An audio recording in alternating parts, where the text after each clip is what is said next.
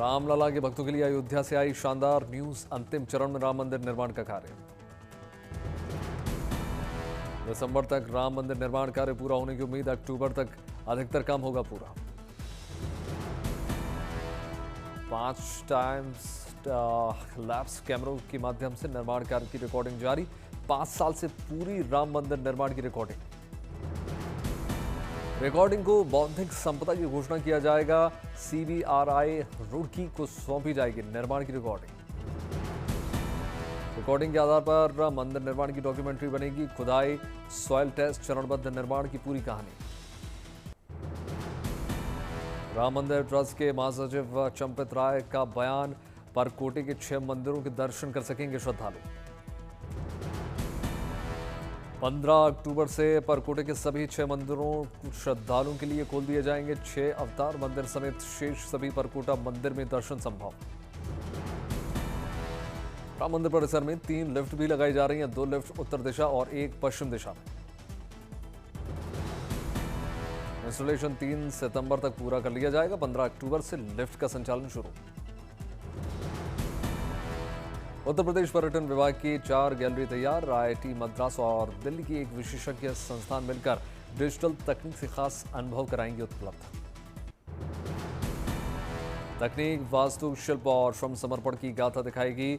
मंदिर की पवित्रता और मूल स्वरूप पर नहीं पड़ेगा कोई असर। फसाद लाइटिंग पर करीब 8 से 10 करोड़ रुपए खर्च होंगे। लाइटिंग से रात में मंदिर में अद्भुत नक्काशी चमकेगी। मंदिर के लोअर प्लेन्स में 90 3D म्यूरल्स से 70 लिंक। युगांडा के प्रधानमंत्री को धीरेन्द्र कृष्ण शास्त्री ने मानवता के लिए किए जा रहे कार्यों को लेकर सम्मानित किया। केरल के नीलांबुर में ओणम उत्सव को लेकर तैयारियां तेज। उत्सव से पहले गुंडलुपेट के फूलों से गुलजार हुए खेत।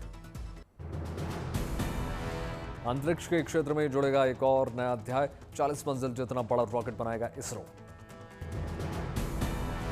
75 टन वजन को लेकर अंतरिक्ष में लेकर जाएगा रॉकेट। 2025 में नाविक उपग्रह N1 रॉकेट लॉन्च होगा। इसरो अध्यक्ष वी नारायण ने जानकारी। 40 मंजिला ऊंचे रॉकेट पर काम कर रहा है इसरो। रॉकेट में इसरो की स्वदेशी तकनीक का होगा इस्तेमाल। भारतीय नौसेना के लिए GSAT-7R बनाएगा इसरो। नौसेना की संचार क्षमता को मजबूत करेगा GSAT-7R। 2029 तक भारत के 55 उपग्रहों की संख्या 3 हो जाएगी। संचार, मौसम, नेविगेशन, सैन्य जरूरतों में मिलेगी मदद। मथुरा के रंगनाथ मंदिर में भगवान कृष्ण का किया गया दुग्धाभिषेक। भक्तों ने श्री कृष्ण को झूला झुलाया। वडोदरा की राजमाता ने एक फोटो प्रदर्शनी का उद्घाटन कर दिया। पोर्ट्रेट और वेडिंग फोटोग्राफी प्रतियोगिता की चुनिंदा तस्वीरें निकल कर सामने। 3 दिन तक चलेगा फोटो प्रदर्शनी का आयोजन। बड़ी संख्या में फोटो प्रदर्शनी देखने के लिए पहुंच रहे हैं लोग। वायनाड में हाथी का बच्चा पहुंचा स्कूल। देखने के लिए लगी बच्चों की भारी भीड़। वन विभाग की टीम ने कड़ी मशक्कत के बाद हाथी के बच्चे को पकड़ा, जंगल वापस छोड़ा।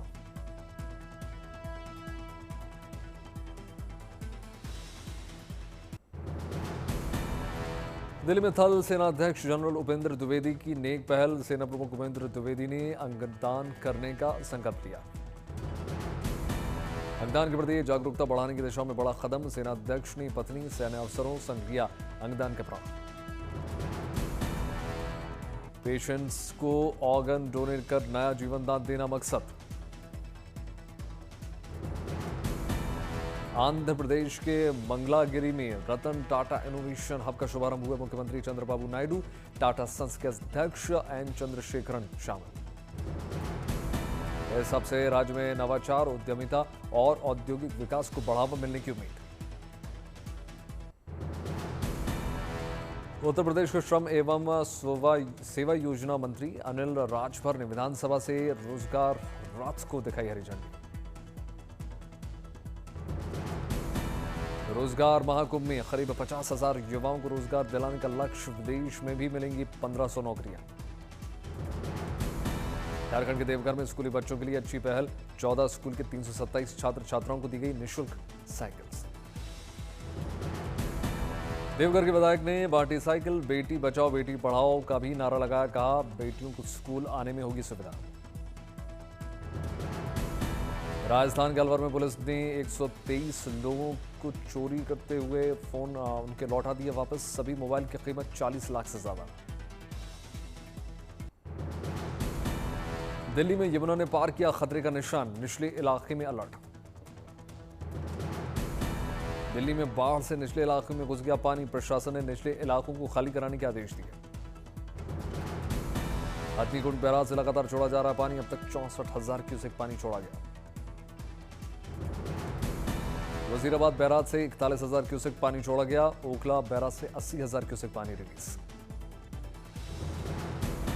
यमुना का जलस्तर बढ़ने से मुख्यमंत्री रेखा ने निचले इलाकों में बढ़ाई चौकसी, कहा हमारी निगरानी और प्रबंधन प्रणाली 24 घंटे तैनात। महाराष्ट्र के कई जिलों में बारिश का दौर लगातार जारी, कई इलाकों में हो रही है जबरदस्त बारिश।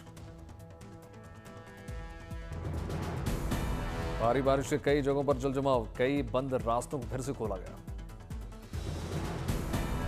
मुंबई में पिछले 3 दिनों से भारी बारिश की वजह से रफ्तार पर लग गई ब्रेक, लोकल ट्रेन चल रही है देरी से। मुंबई में भारी बारिश को लेकर हेल्पलाइन नंबर 1916 जारी, नगर निगम ने अफवाह पर ध्यान नहीं देने की अपील की। मुंबई के नाला सुपारा में भारी बारिश के चलते कई जगहों पर जल जमाव, लोग परेशान। कुल्लू में फिर बादल फटा, सड़क पर आया मलबा। 3 गाड़ियां और 2 बाइक मलबे में दब गई, दुकानों में घुसा पानी। मलबा से एक कच्चा मकान ढह गया। मनाली पंजाब में स्कूल बंद। सड़क से मलबा हटाने में जुटा प्रशासन, लोगों से सतर्क रहने की अपील की गई। बाराबंकी में भारी बारिश के चलते उजनी बांध के खोल दिए गए 16 कपाट, निचले इलाकों में लोगों को सतर्क किया गया। पुणे के लोनावला में जोरदार बारिश, कई इलाकों में जल जमाव। भारी बारिश से नदी नाले उफान पर, 24 घंटों में 432 मिलीमीटर बारिश। सतारा में भारी बारिश के चलते कई नदियां उफान पर, कोयना डैम से छोड़ा गया 95,000 क्यूसेक पानी। संगोली में भारी बारिश से कृष्णा नदी का बढ़ गया जलस्तर, नागा ठाणे बांध पानी में डूब गया। कृष्णा नदी का जलस्तर बढ़ने से कई इलाकों में पानी ही पानी, मंदिर परिसर में भी घुस गया पानी।